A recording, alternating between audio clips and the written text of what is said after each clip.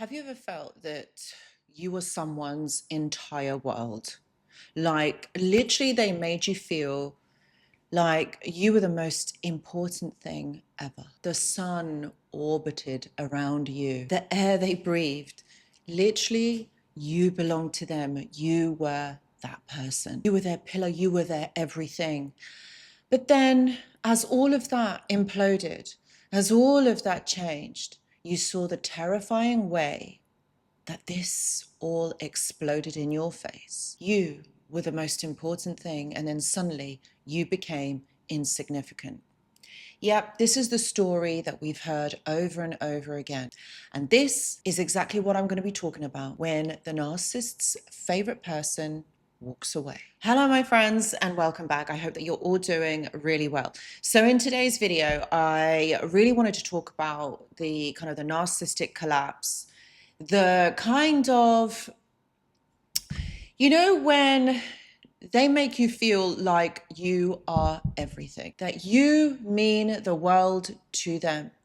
And all of a sudden, that just goes, that just disappears. But I also specifically want to talk about that moment when you realize, when you see through all of this and it no longer has a hold over you. And ultimately, that really is what I wanted to talk to you about, is that moment when you, as their favorite person, as the chosen one, sees through this. You see, the thing is, narcissists believe that, we are forever going to be captured by their presence, captured by their prison that they create for us. And what they don't realize is that everybody has a threshold, because you know why? Because what they see this as is that they think that they can take over your free will. And that's ultimately what's going on here. They believe that they can take over your free will. Yeah, stupid mistake, but because of their way that they think, because of their grandiosity, they believe that they can do that to you and that people are not going to see. And you see, this is their unfortunate mistake, okay, which is actually what you see, which is probably why you are watching this video, okay? This is what happens because ultimately they believe that they can uphold this, they can do this, they can treat you like this forever and ever.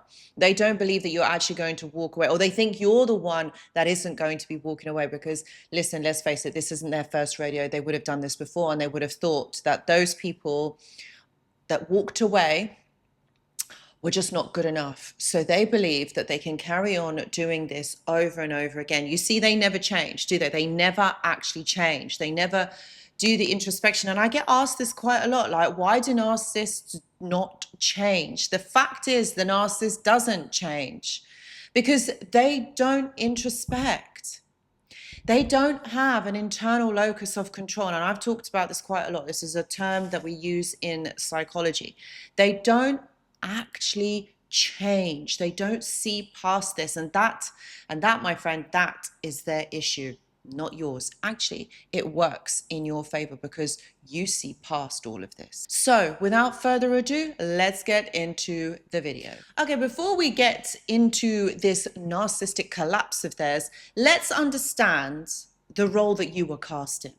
The role that you didn't know that you were in, but you were in. You were their favorite person, the chosen one.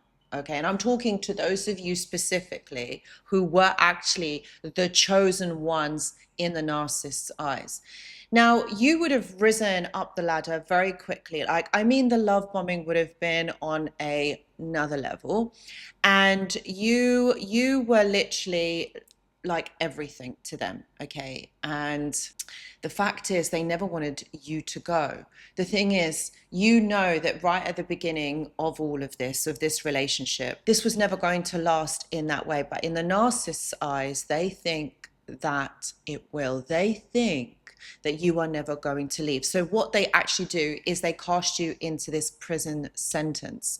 Yes, my friends, it is a prison sentence, but you don't know that your main function was to be steady 24/7. You were going to be steady. You were going to be there to serve the narcissist. Narcissists' lifeblood is you giving them attention, validation, you just being you.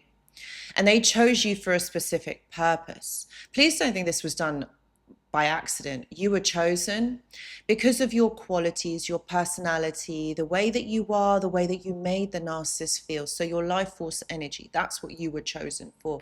And you see, the fact is that you were actually the one that really was always going to be there, always going to give them what it is that they wanted. You served the narcissist really well. Yeah, you did. Like, be under no illusion, you served them really well. But you see, after a while, this deflates and you don't feel great. Like, it just doesn't work anymore, does it, my friends? No.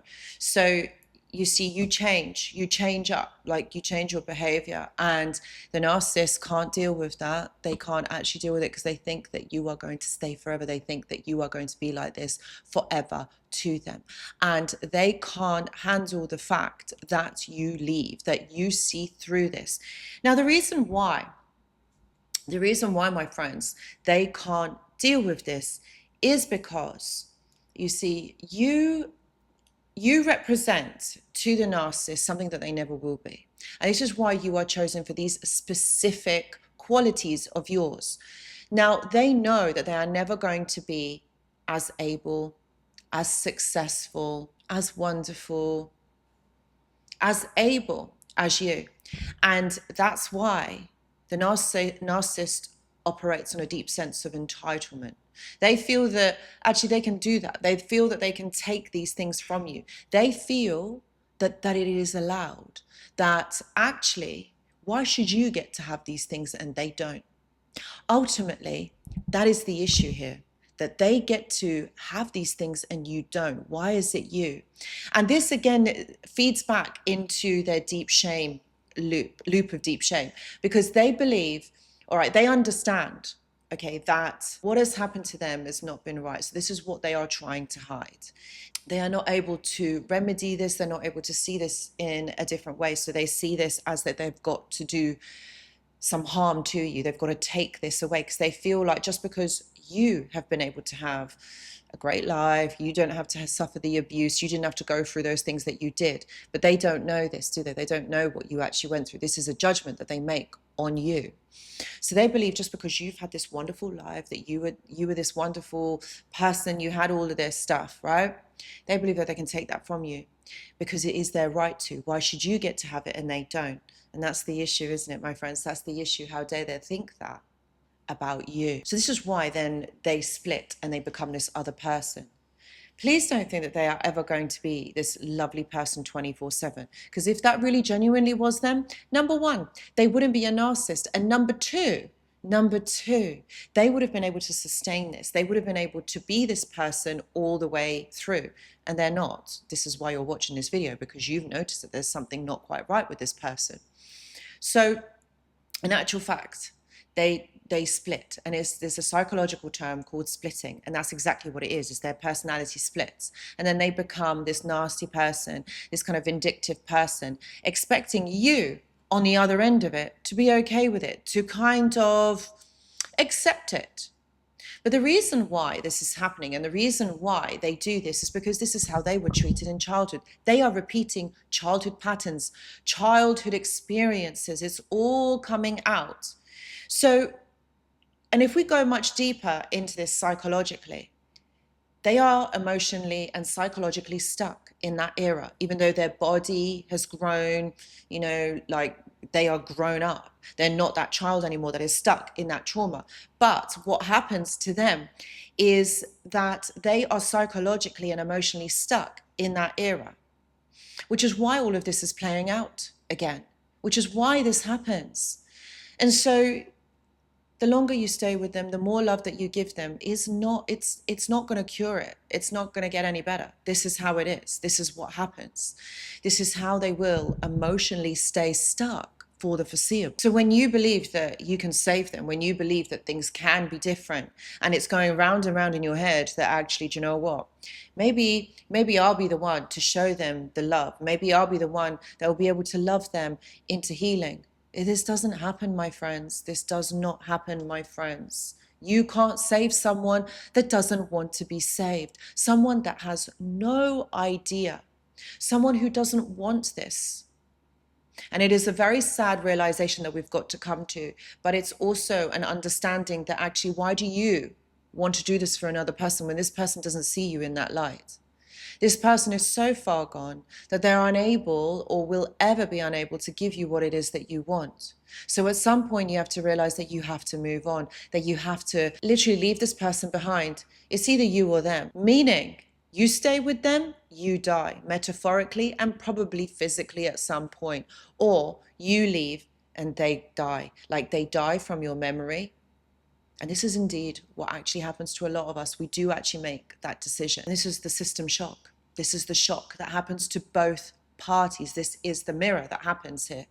All right. The narcissist is shocked. You're shocked.